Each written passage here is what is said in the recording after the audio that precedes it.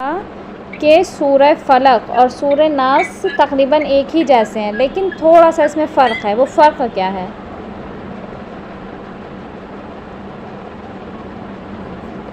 کسی کو معلوم ہے؟ سورہ فلق میں مختلف الگ الگ طریقے کے سر بیان کیے گئے ہیں اور سورہ ناس میں واضح نظر والے نسل کے بارے میں بتائیں۔ Very good.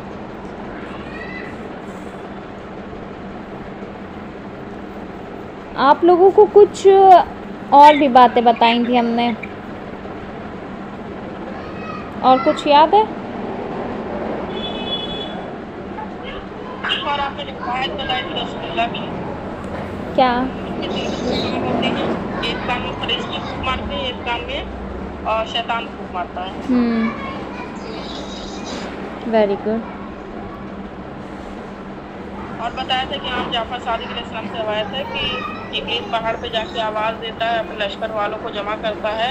جب یہ آیت نازل، یہ بھی سورہ نازل، نہیں سورہ نہیں، آیت سورہ تھا حامیم سجدے کی 30ویں آیت۔ جب وہ آیت نازل ہوئی تھی تب جا کے ابلیس نے اپنے تمام لشکر والوں کو، تمام سرداروں کو، سب کو بلایا تھا اور کہا تھا کہ آیت نازل ہوئی ہے۔ آیت کا ترجمہ یاد ہے کسی کو؟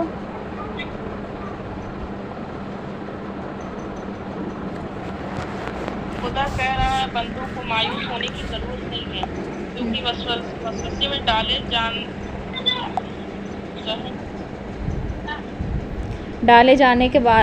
جانے والوں کے مقابلے میں، یعنی جو ڈالتا ہے اس کے مقابل میں خدا بند عالم آسمانی امداد کو بھیجتا ہے۔ آیت تھی کہ جب بھی کوئی اپنے نفس پر ظلم کرتا ہے یا کسی گناہ کے میں مبتلا ہونے کے لیے آگے بڑھتا ہے تو وہ سوچتا ہے کہ مطلب توبہ کر لے گا۔ آپ لوگ میوٹ کر لیا کریں کیونکہ آواز جو ہے پھر صحیح نہیں آ پاتی ہے۔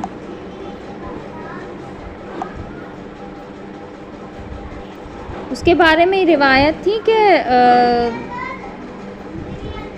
شیطان نے تمام اپنے لشکر والوں کو بلا کر کہا کہ اس آیت نے میری کمر توڑ دی ہے، کون ہے کہ جو اس کے مقابلہ کر سکے؟ اس وقت کون کھڑا ہوا تھا؟ وسواس اور خناس وہاں تک ہم ان کے دلوں میں آرزوؤں وعدوں ہاں، یعنی ان کے دلوں میں آرزوؤں کو ڈال دیں گے اور ان سے توبہ کو بھلا دیں گے۔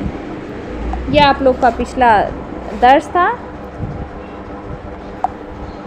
درس ہے وہ سورہ فلق ہے، ٹھیک ہے؟ سورہ فلق کریں تلاوت سورہ فلق کی۔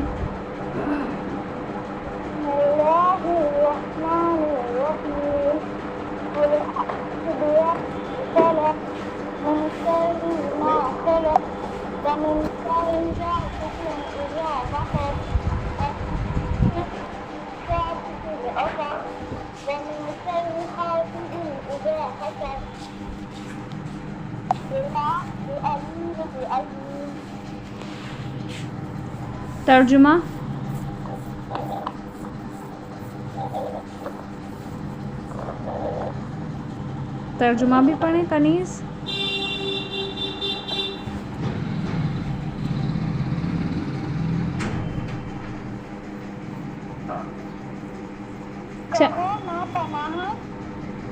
میں پناہ مانگتا ہوں خدا سے رکھے ان چیزوں کی جو اس نے پیدا کی ہے، اور شر سے اندھیرے کی جب وہ چھپا جائے، اور شر سے چھپنے والوں کی گناہ میں، اور شروں سے حاسد کی جب وہ حسد کرنے لگے۔ Very good. اس میں آیتیں ہیں، کتنی آیتیں ہیں؟ 5۔ Very good. بسم اللہ الرحمن الرحیم۔ عظیم اور دائمی رحمت والے خدا کے نام سے۔ قل اعوذ برب الفلق، کہہ دیجئے کہ میں صبح کے مالک کی پناہ چاہتا ہوں۔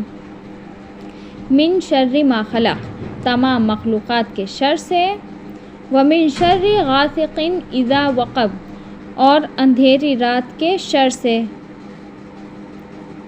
جب کہ اندھیرا چھا جائے، ومن شر نفاسات فی العقد، اور گنڈوں پر پھونکنے والوں کے شر سے، ومن شر حاسد اذا حسد، اور حسد کرنے والے کے شر سے جب بھی وہ حسد کرے۔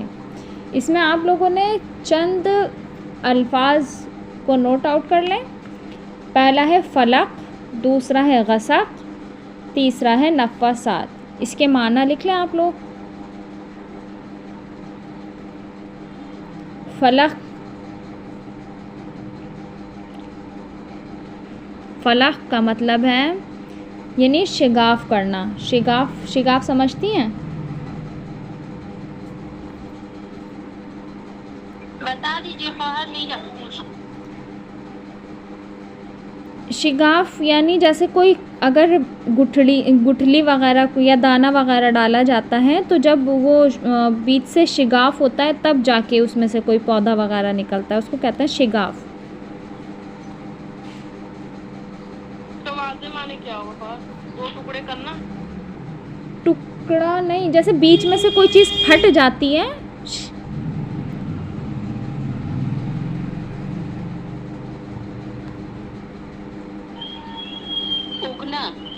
اگنا نہیں، شگاف نہیں سمجھا؟ شگاف کیسے سمجھا ہے؟ جیسے درار آ جاتی ہے کسی چیز میں، بیچ میں سے پھٹ کے درار آتی ہے۔ جی جیسے کہا جاتا ہے مولا علی کے، ہاں ویری گڈ۔ اس کو کہتے ہیں شگاف۔ 3 معنی فلق کے بتائے گئے ہیں۔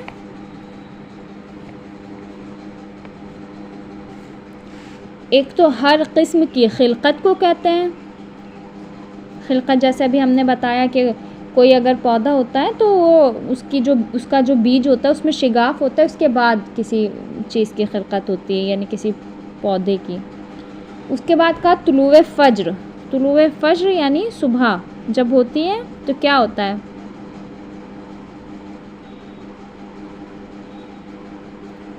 طلوع فجر کو اس لیے کہا گیا ہے کیونکہ سفید صبح کے پھوٹنے کے وقت رات کا سیاہ پردہ چاک ہو جاتا ہے، یعنی جب صبح کی روشنی آنے لگتی ہے تو رات کا جو پردہ سیاہ ہوتا ہے وہ چاک ہو جاتا ہے، وہ ہٹنے لگتا ہے۔ تو طلوع فجر کے معنی پہ بھی اطلاق ہوتا ہے۔ تیسرا ہے زندہ موجودات کی تولید پر اطلاق ہوتا ہے۔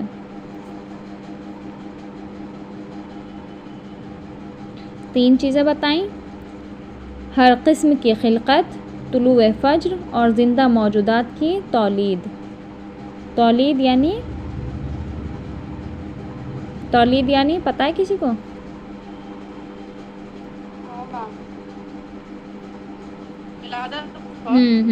وہی خلقت آفرینش اسی معنی میں آئے گا۔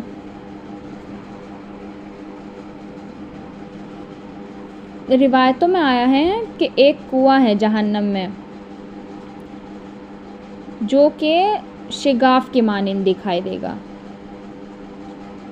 یعنی لگے گا کہ وہ درار پڑی ہوئی کوئی شگاف ہے لیکن اصل میں وہ کنواں ہوگا۔ ٹھیک ہے؟ اور کہاں پہ؟ جہنم میں۔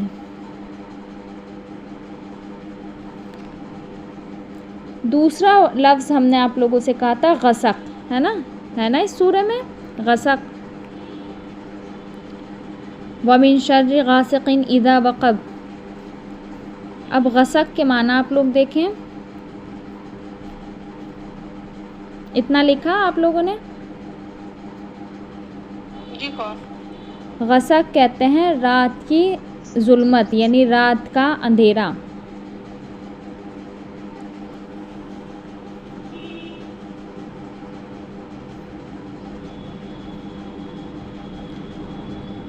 تیسرا ورڈ کہا تھا ہم نے نفاسات فی العقد۔ نفاسات کے معنی ہیں پھونک مارنا یا دم کرنا۔ پھونک مارنا یا دم کرنا۔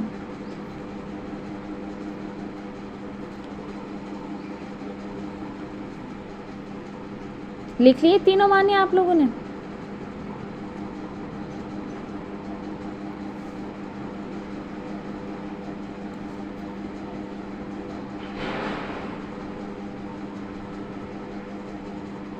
لکھ لیا؟ جی اب یہ ورڈ جو یوز ہوئے ہیں یہاں پر استعمال ہوئے ہیں کیوں ہوئے ہیں؟ یہ جو غسق آیا ہے، غسق کے معنی آپ لوگ نے دیکھا رات کی ظلمت، یہ لفظ جو یہاں استعمال ہوا ہے وہ اس لیے ہوا ہے کیونکہ ہر وہ شر جو حملہ کرنے کے لیے تیار ہوتا ہے وہ رات کی تاریکی سے فائدہ اٹھاتا ہے۔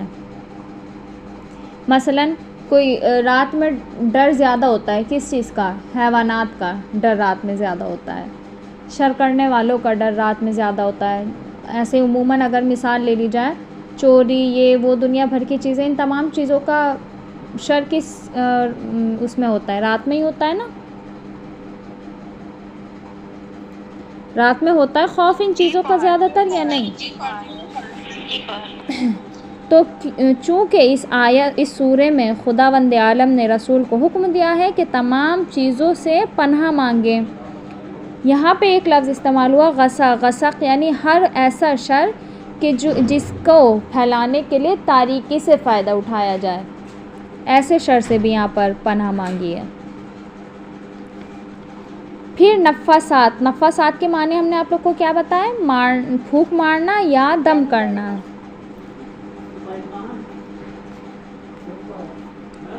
پھونک مارنا یا دم کرنے کے معنی ہیں نفاسات۔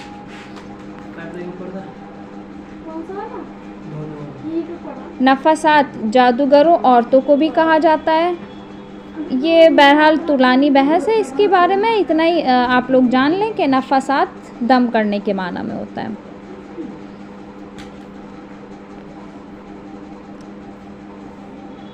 پھر بات آتی ہے کہ آخری جو اس میں آیت ہے، حاسدین اذا حسد، لاسٹ والی آیت جو ہے، وَمِن شَرِّ حَاسِدٍ اِذَا حَسَد، یعنی اس سورے میں جو پناہ مانگی گئی ہے وہ حاسد لوگوں سے بھی پناہ مانگی گئی ہے، کیونکہ خداوند عالم نے قرآن مجید میں درندوں، جانوروں اور ڈسنے والے سانپ بچھوؤں کے ساتھ ان کا شمار کیا ہے، کس کا؟ حسد کرنے والوں کا۔ کیونکہ ابھی جو آپ لوگوں نے سارے اوپر پڑھے ہیں، جو آیتیں پڑھی ہیں، اس میں خداوند عالم نے ہر طریقے کے شر سے کہا ہے رسول سے کہ آپ جو ہے پناہ مانگے، ساتھ میں حسد کرنے والوں کے شر سے بھی پناہ مانگنے کے لیے کہا ہے۔ یہ اس بات کی نشاندہی کرتا ہے کہ حسد بدترین اور قبیح ترین صفت ہے، ٹھیک ہے؟ یعنی جہاں رسول سے کہا کہ تمام چیزوں سے پناہ مانگو، پناہ کس کس سے رسول نے مانگی؟ بہت ساری چیزوں سے۔ اس سے پہلے والا سورہ ناس میں بھی خداوند عالم سے خداوند عالم کی پناہ مانگ رہا تھا، تمام رسول جو پناہ مانگ رہے تھے بہت ساری چیزوں سے۔ اب یہاں پہ بھی پناہ مانگی کس کس چیز سے؟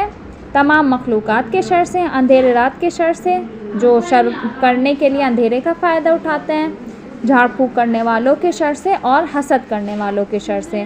پچھلے اس میں بھی ہم نے آپ کو بتایا تھا آپ لوگوں کو کہ جو سورہ فلق ہے اس میں مختلف چیزوں سے رسول سے کہا ہے کہ پناہ مانگے، اس میں سے ایک حسد کرنے والوں سے بھی پناہ مانگنے کے لیے کہا خداوند عالم سے۔ آئی اتنی بات سمجھ میں؟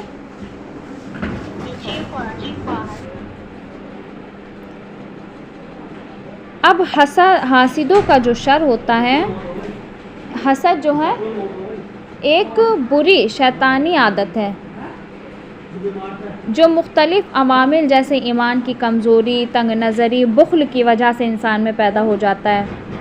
اس کا مطلب دوسرے شخص کی، یعنی جو حسد کرتا ہے وہ یہ چاہتا ہے کہ جو نعمتیں خداوند عالم نے سامنے والے کو دی ہوئی ہیں، کسی دوسرے کو دی ہوئی ہیں، وہ اس سے چھن جائیں، اس بات کی آرزو رکھتا ہے، تبھی تو انسان حسد کرتا ہے۔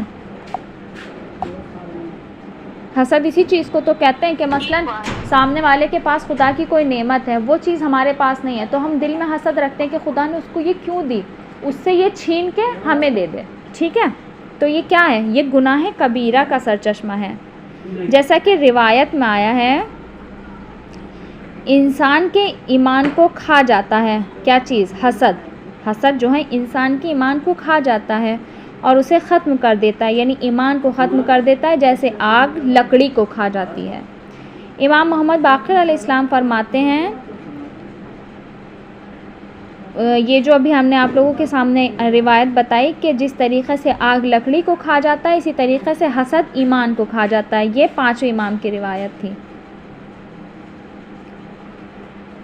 ٹھیک ہے, آیا سمجھ میں؟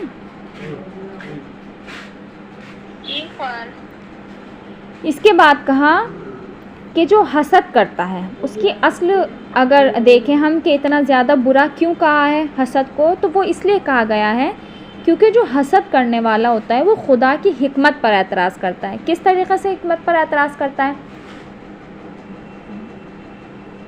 اعتراض کرنا مطلب جیسے خداوند عالم نے کسی کو کوئی چیز دے دی, سامنے جو حسد کر رہا ہے وہ یہ سوچے گا کہ خدا نے کیوں دی کا کیا مطلب ہوا؟ اعتراض. خدا کی حکمت پر اعتراض ہوا یا نہیں؟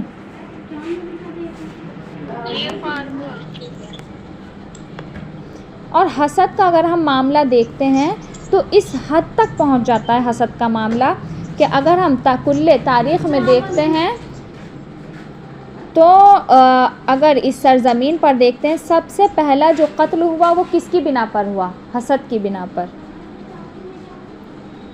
پہلا قتل حسد کی بنا پر ہوا. پہلا قتل کون سا ہوا تھا زمین پر؟ Very good. کس وجہ سے ہوا تھا کسی کو معلوم ہے؟ حسد کی وجہ سے. حضرت آدم نے حضرت حابیل کو پیغمبر کیوں بنایا؟ قربانی کیوں قبول ہو گئی؟ اتنی منزلتیں کیوں مل گئیں؟ یہ تمام چیزیں تھیں جو حسد ہوا ایک بھائی کو دوسرے بھائی سے, اور انجام کہاں پہنچا؟ قتل تک پہنچ گیا. پھر رسول سے کیوں کہا کہ آپ حاسدوں سے جو ہے پناہ مانگے؟ ہمیشہ جو یہ لوگ ہوتے ہیں حسد کرنے والے, یہ انبیاء اور اولیاء کی راہ میں رکاوٹیں ڈالتے ہیں. اسی وجہ سے قرآن مجید میں یہ حکم دیا کہ حاسدوں کے شر سے خدا اور رب کی پناہ مانگیں. حالانکہ سورہ میں اگر ہم دیکھتے ہیں تو خداوند عالم رسول کو مخاطب کر رہا ہے, رسول سے مخاطب ہو کر کہہ رہا ہے, لیکن اصل میں یہ صرف رسول کے لیے نہیں ہے, یہ تمام لوگوں کے لیے ہے کہ تمام لوگ خدا کی پناہ مانگیں تمام شر کرنے والوں کے شر سے. ٹھیک ہے,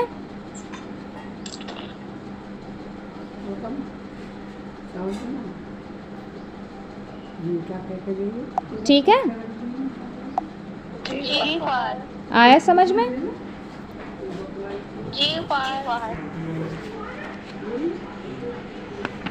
اس کے بعد آپ لوگوں کا آتا ہے سورہ کافرون کہ جس کی ابھی آپ لوگوں کو خصوصاً تلاوت کروا رہی تھی. اس کا ہو گیا جی, یہ کمپلیٹ ہو گیا. ایک بار پھر سن لیں. سورہ فلق میں اس کی فضیلت کے بارے میں بتایا. فضیلت بتائی ہم نے آپ لوگ کو یا نہیں؟ نہیں بتائی. ٹھیک ہے, اس کی فضیلت سن لیں آپ لوگ. فضیلت رہ گئی ہے. اس کی فضیلت کے بارے میں ہیں, رسول اسلام کہتے ہیں کہ مجھ پر ایسی آیتیں نازل ہوئیں کہ جس کے مثل کوئی اور آیتیں نازل نہیں ہوئی. کہا کہ کون سی آیتیں ہیں؟ تو رسول نے فرمایا کہ سورہ فلق اور سورہ ناس. جی,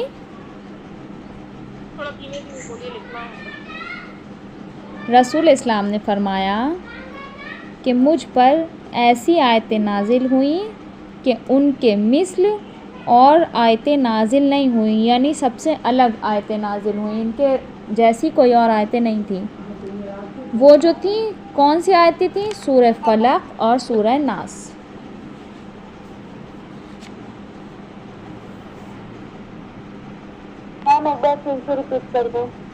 رسول اسلام نے فرمایا مجھ پر ایسی آیتیں نازل ہوئیں, مجھ پر ایسی آیتیں نازل ہوئی ہیں کہ ان کے مثل اور نازل نہیں ہوئیں.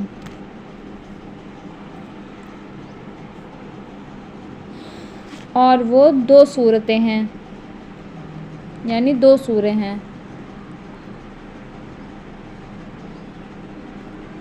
ایک سورہ فلق ہے اور دوسرے سورہ ناس.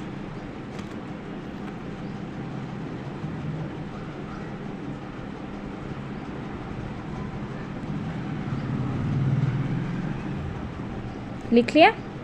हाँ जी फौर हो गया। ایک اور روایت ہے رسول اسلام سے، آپ نے اپنے ایک صحابی سے فرمایا، رسول اسلام نے اپنے ایک صحابی سے فرمایا، کیا تو چاہتا ہے کہ میں تجھے ایسی 2 صورتوں کی تعلیم دوں جو قرآن کی صورتوں میں سب سے افضل ہیں؟ رسول نے اپنے صحابی سے فرمایا، کیا تو چاہتا ہے کہ میں تجھے ایسی 2 صورتوں کی تعلیم دوں جو قرآن کی صورتوں میں سب سے افضل ہیں؟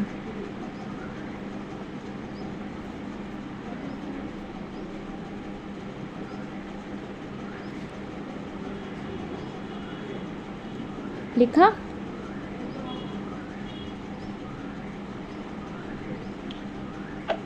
جی ہاں صحابی نے فرمایا کہ یا رسول خدا، آپ مطلب مجھے تعلیم دیں۔ مثلا صحابی نے کہا کہ ہاں اے رسول خدا، تو رسول اسلام نے فرمایا کہ سورہ فلق اور سورہ ناس کی تلاوت کرو۔ رسول نے اپنے صحابی سے فرمایا، کیا تو چاہتا ہے کہ میں تجھے ایسی 2 صورتوں کی تعلیم دوں جو قرآن کی صورتوں میں سب سے افضل ہیں؟ اس نے عرض کیا، ہاں رسول اسلام۔ تو حضرت نے یعنی رسول اسلام نے اسے سورہ فلق اور سورہ ناس کی تعلیم دی۔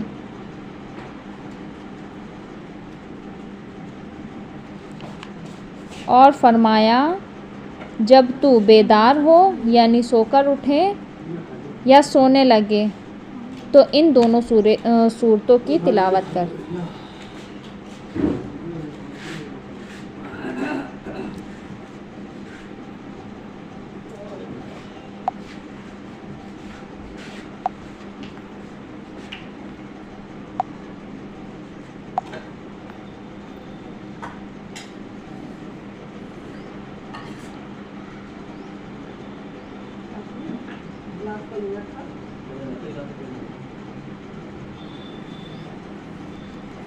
لکھ لیا؟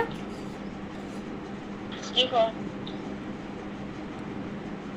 یہ اس کی فضیلتیں تھیں، ایک بار پھر سے سن لیں۔ سورہ فلق کی فضیلت ہم نے ابھی آپ لوگوں کے سامنے بتائی، اور فلق کے ہم نے مطلب بتایا کہ ایک ایسی تعلیمات ہے جو خداوند عالم نے رسول کو، یعنی بالخصوص رسول کو، لیکن تمام مسلمانوں کو تمام شر سے پناہ مانگنے کی دعوت دی ہے، یعنی تمام شر سے پناہ مانگے کس کی؟ خدا کی، یعنی تمام لوگ اور رسول اسلام اپنے آپ کو اس کے سپرد کر دیں جو انہیں ان تمام شر سے امان میں رکھے۔ پھر فلق کے معنی، فلق کے 3 معنی تھے، ہر طرح کی خلقت، طلوع فجر اور زندہ موجودات کی تولید۔ پھر روایتوں میں آیا ہے کہ جہنم میں ایک کنواں ہوگا جو شگاف کے مانند دکھائی دے گا۔ غسق کے معنی بتائیں، رات کی تاریکی، نفسات پھونک مارنا یا دم کرنا۔ یہ غسق جو استعمال ہوا ہے وہ اس لیے استعمال ہوا ہے کیونکہ ہر شر جو ہوتا ہے، حملہ کرنے والا جو ہوتا ہے، وہ رات کی تاریکی سے فائدہ اٹھاتا ہے۔ مثلاً جو درندے وغیرہ ہوتے ہیں یہ بھی رات میں ہی اپنے مقصد کو حاصل کرنے کے لیے نکلتے ہیں، یا اور بھی جو دنیا میں بہت سے شر ہیں، یہ تمام شر رات میں ہی اپنے مقصد کو پانے کے لیے نکلتے ہیں۔ پھر کہا کہ یہ جو آخری آیت ہے حاسد کے بارے میں بتایا کہ یہاں پر حاسدوں سے بھی رسول اسلام سے خدا نے کہا کہ پناہ مانگو۔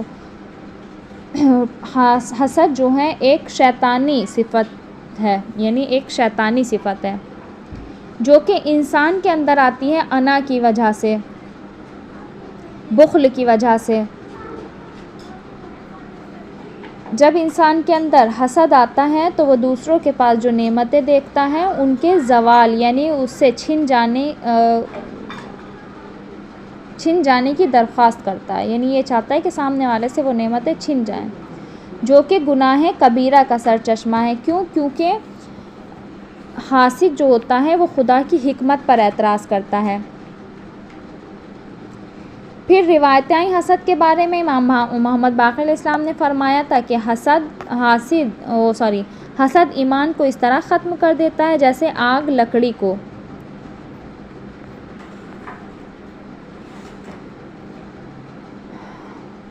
ٹھیک ہے. زمین پر پہلا جو قتل ہوا تھا وہ بھی حسد کی ہی بنا پر ہوا تھا. حاسد جو ہوتا ہے وہ انبیاء اور اولیاء کے راستے میں رکاوٹ ڈالتا ہے. اسی وجہ سے خداوند عالم نے رسول اسلام سے کہا کہ تم حاسدوں سے بھی پناہ طلب کرو. آپ لوگ کو جو ابھی تک ہم مطلب آپ لوگوں کے سامنے ہم لوگوں کے بیچ میں جو سورے ہوئے ہیں وہ ابھی تک سورہ حمد، سورہ اخلاص، سورہ فلق اور سورہ ناس، 4 سورے ہو گئے ہیں. 5واں سورہ ہے سورہ کافرون.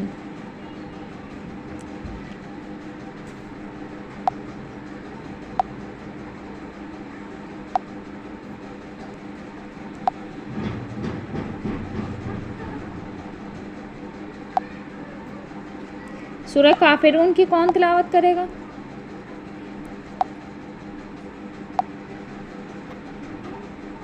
ہاں ہم کریں؟ جی کریں.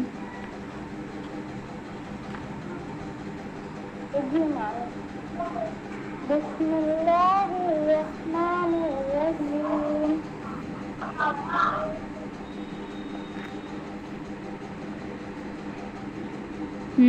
قل أيها الكافرون لا أعبد ما تعبدون لعبدو ما تعبدون.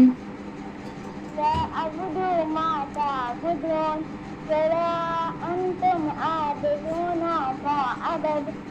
دوبارہ صحیح سے کہ اے کافرو لا اعبدو ما تعبدون، میں ان خداؤں کی عبادت نہیں کر سکتا جن کی تم پوجا کرتے ہو. ولا انتم عابدون ما اعبد، اور نہ تم میرے خدا کی عبادت کرنے والے ہو اور نہ میں تمہارے. ولا انا عابد ما عبدتم، اور نہ میں تمہارے خداؤں کی عبادت کرنے والا ہوں. ولا انتم عابدون ما اعبد، اور نہ تم میرے معبود کی عبادت گزار ہو. یعنی اس آیت کا 2 بار تکرار ہوا ہے کہ تو نہ تم میرے خدا کی عبادت کرو گے نہ میں تمہارے. لکم دینکم ولی دین، تمہارے لیے تمہارا دین ہے اور میرے لیے میرا دین ہے. اگر اس ترجمہ ہے آپ لوگ کو سمجھ میں؟ اس سورے کو اگر ہم دیکھیں تو اس سورے کی آیت رسول اسلام کو مخاطب کرتے ہوئے کہتی ہیں کہ کہہ دو اے کافرو، یعنی رسول سے کہا گیا کہہ دو کہ اے کافرو تم جن کی پرستش کرتے ہو میں ان کی پرستش نہیں کرتا اور نہ ہی تم اس کی پرستش کرو گے جس کی میں پرستش کرتا ہوں. پرستش یعنی عبادت. اسی طرح اپنے مکمل علیحدگی کو ایک بار اور بتا دیجیے.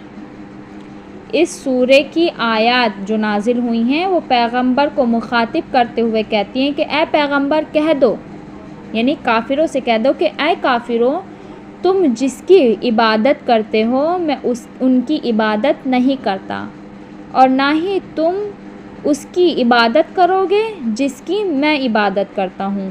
کیونکہ ان لوگوں کے جو خدا تھے وہ مختلف خدا تھے، بتوں کو پوجا کرتے تھے. جبکہ رسول اسلام اگر کسی کی عبادت کرتے تھے تو وہ خدا و وحدہ لا شریک کی ذات تھی. تو وہ لوگ جو کافر تھے بتوں کو پوجتے تھے وہ لوگ نہ تو رسول کی خدا پر ایمان لانے والے تھے اور نہ ہی رسول، بہرحال رسول ایسے نسل میں سے تھے، اگر ہم جناب ابراہیم کی نسل سے تھے بہرحال رسول اسلام، تو ان کی نسل میں کوئی بھی ایسا نہیں گزرا جو بتوں کے آگے سجدہ کرتا ہو، بتوں کے آگے سر جھکاتا ہو. تو اسی بات کو آیت کریمہ میں بتایا گیا کہ جس کی میں پرستش کرتا ہوں، جس کی میں عبادت کرتا ہوں تم اس کی عبادت نہیں کرو گے.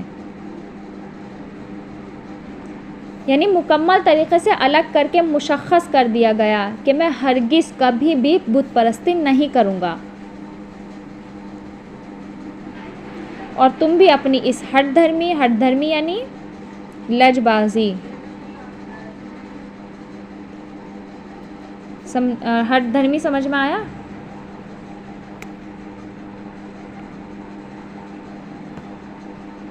ہٹ دھرمی یعنی समझ नहीं आया। हट धर्मी यानी अपनी बात पर अड़े रहना। ये लोग जो खुदा को छोड़कर गैर खुदा की इबादत करते थे, ये लोग अपनी ज़िद, जैसे कह दिया जाए ज़िद वाली बात थी, ज़िद की बिना पर, लजबाजी की बिना पर इबादत करते थे। दूसरी वजह क्या थी इनकी, जो ये इबादत करते थे बुतों की, अंधी तकलीद, कि हमारे बाप दादा इनकी इबादत करते आ रहे हैं बुतों की, तो हम भी बस इन्हीं की इबादत करेंगे। इसको कहते हैं अंधी तकलीद। ठीक है।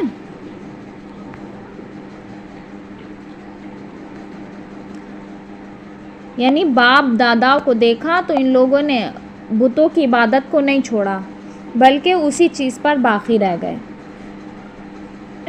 इस सूरे की अगर हम फजीलत के बारे में देखते हैं तो बहुत सी रिवायतें हमें मिलती हैं। रसूल इस्लाम से एक रिवायत है, जो शख्स कुल या अय्युहल काफिरून को पढ़ेगा वो ऐसा है जैसे उसने चौथाई कुरान को पढ़ लिया हो।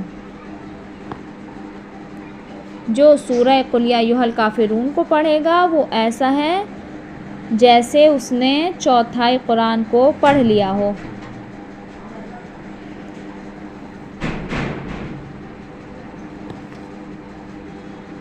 और वो सरकश शयातीन से दूर रहेगा, यानी जो शयातीन हैं वो तिलावत करने वाले से दूर रहेंगे। वो शिर्क से पाक होगा, यानी जो तिलावत करेगा इस सूरे की वो शिर्क से पाक होगा और रोज़े क़यामत की घबराहट से अमान में होगा। ये सूरह कुल या अय्युहल काफिरून की फ़जीलत है। रसूल इस्लाम फरमाते हैं, दोबारा सुन लें कि रसूल इस्लाम फरमाते हैं, जो शख्स कुल या अय्युहल काफिरून को पढ़ेगा वो ऐसा है जैसे उसने चौथाई कुरान को पढ़ लिया हो। सरकश शयातीन उससे दूर रहेंगे, शिर्क से पाक हो जाएगा, क़यामत की घबराहट से अमान में होगा।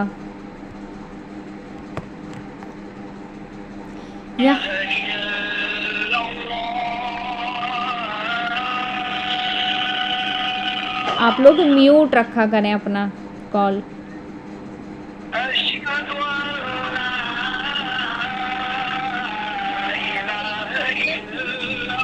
खैर ज़ियाफ़त, आप इसके बाद अगर हम देखें कि यहाँ पे जो कहा गया चौथाई कुरान क्यों कहा गया, यानी एक छोटे से सूरे को एक बार तिलावत करने से कह दिया गया कि चौथाई कुरान को पढ़ लिया। तो यहाँ पे कह रहे हैं कि ये जो चौथाई कुरान कहा गया है वो शायद इस बिना पर है क्योंकि कुरान का तकरीबन चौथाई हिस्सा शिर्क और बुत परस्ती से मुबारज़े के बारे में है। शिर्क यानी वही खुदा में किसी को खुदा की इबादत में किसी को शरीक करार देना, या खुदा का किसी को शरीक करार देना, या बुतों की पूजा करना। कुरान का चौथाई हिस्सा इन्हीं दोनों चीज़ों के बारे में है, इन दोनों चीज़ों से मुबारज़ा करता है। किस चीज़ से? शिर्क से और बुत परस्ती से। और इन यानी शिर्क और बुत परस्ती से जो मुबारज़ा है उसका तकरीबन खुलासा इस सूरे में आया है। इसी वजह से कहा गया कि जो इस सूरे की तिलावत करेगा वो चौथाई कुरान को पढ़ लेगा। एक बार और बता दीजिए। अगर हम कुरान को देखते हैं तो कुरान में जो मतालिब बयान किए गए हैं, जो आयतें बयान की गई हैं, कुरान का चौथाई हिस्सा शिर्क और बुत परस्ती से मुबारज़े के बारे में है। शिर्क और बुत परस्ती से मुबारज़ा कहें तो मुबारज़ा आया किसी को समझ में? नहीं कौन? यानी उसके मुकाबिल में है।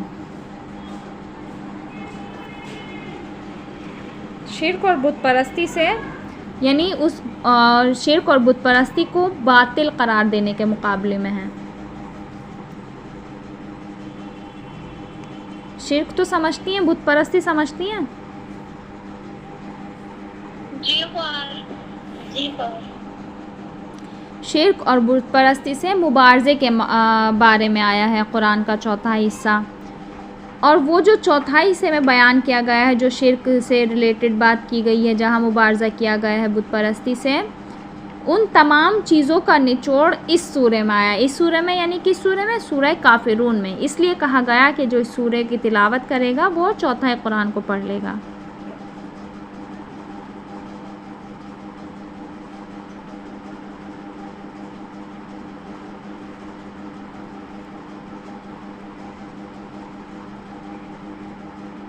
مبارزہ مطلب کیا بتائیے؟ مبارزہ یعنی شرک اور بت پرستی کو باطل قرار دینے کے لیے آیا ہے.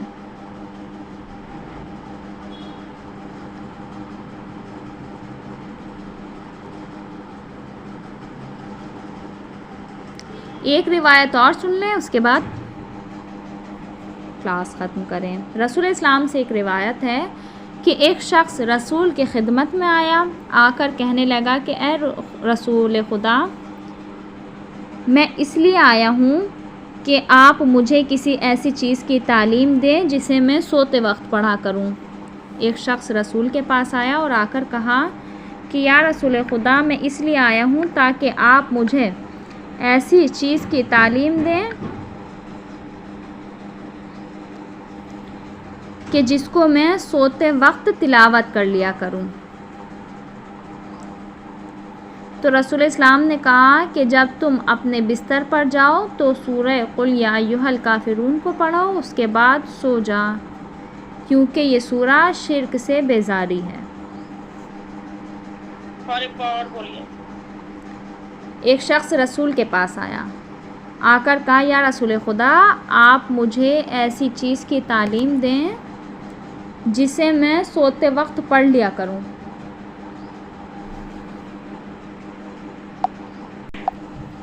ایک شخص رسول کے پاس آیا، آ کر کہا یا رسول خدا، آپ مجھے ایسی چیز کی تعلیم دیں جسے میں سوتے وقت پڑھ لیا کروں. تو رسول اسلام نے فرمایا کہ جب تم بستر پر جاؤ تو سورہ قل یا ایھا الکافرون کو پڑھو اور پڑھ کر سو جاؤ، کیونکہ یہ سورہ شرک سے بیزاری ہے.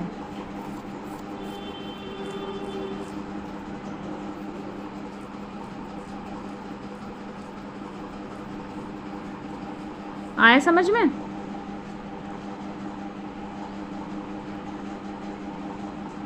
آیا سمجھ میں؟ جی خواہ. اور سننی ہے فضیلت ہے یا بس؟ جی خواہ بتا دیجیے. ایک روایت اور سن لیجئے. رسول اسلام نے فرمایا، جابر بن معتم سے فرمایا، کیا تو اس بات کو دوست رکھتا ہے، یعنی کیا تو یہ چاہتا ہے کہ جب تو سفر پر جائے تو زاد راہ اور توشے کے لحاظ سے اپنے ساتھیوں میں سب سے بہتر ہو. یعنی سفر پر جائے تو زاد راہ یعنی سفر میں جو چیزیں ضرورت پڑنے والی ہو اس کو کہتے ہیں زاد راہ. اس لحاظ سے تو اپنے ساتھیوں میں سب سے بہتر ہو. اس نے کہا کہ ہاں، میرے ماں باپ آپ پر قربان ہوں، یعنی آپ مجھے بتائیں. رسول اسلام نے فرمایا کہ 5 سوروں کو پڑھا کرو. 5 سورے کون کون سے؟ قل یا ایھا الکافرون، اذا جاء نصر اللہ والفتح یعنی سورہ نصر، سورہ قل هو اللہ احد، سورہ فلق اور سورہ ناس. اور ان سوروں کی قرأت کی ابتدا بسم اللہ سے کیا کرو. 5 سورے بتائیں کہ اگر تم چاہتے ہو کہ سفر میں جاؤ تو سب سے بہترین زادرہ اور توشہ سفر ہو تو ان 5 سوروں کی تلاوت کرو. قل یا ایھا الکافرون، سورہ نصر اذا جاء نصر اللہ والفتح والا سورہ، قل هو اللہ احد، قل اعوذ برب الفلق، قل اعوذ برب الناس. سورہ پھر سے بتائیں. نام وہ بتا دیجیے. کیا بتائیں؟ فضیلت کے بارے میں ہی ہے سورہ کافرون کے. رسول اسلام نے کسی سے کہا کہ اگر تم یہ چاہتے ہو کہ راستے میں جب تم سفر پر جاؤ تو تمہارے پاس سب سے بہترین زاد راہ ہو، یعنی سفر کا سامان بہتر ہو، توشہ سفر سب سے بہتر ہو، تو اس نے کہا کہ ہاں آپ ہمیں بتائیں. تو رسول اسلام نے کہا کہ چاروں قل کی تلاوت کرو اور چاروں قل کے ساتھ ساتھ سورہ نصر کی اذا جاء نصر اللہ والفتح والی سورہ کی تلاوت کرو، اور ان سوروں کی تلاوت کی ابتدا بسم اللہ سے کرو. آگے سمجھ میں؟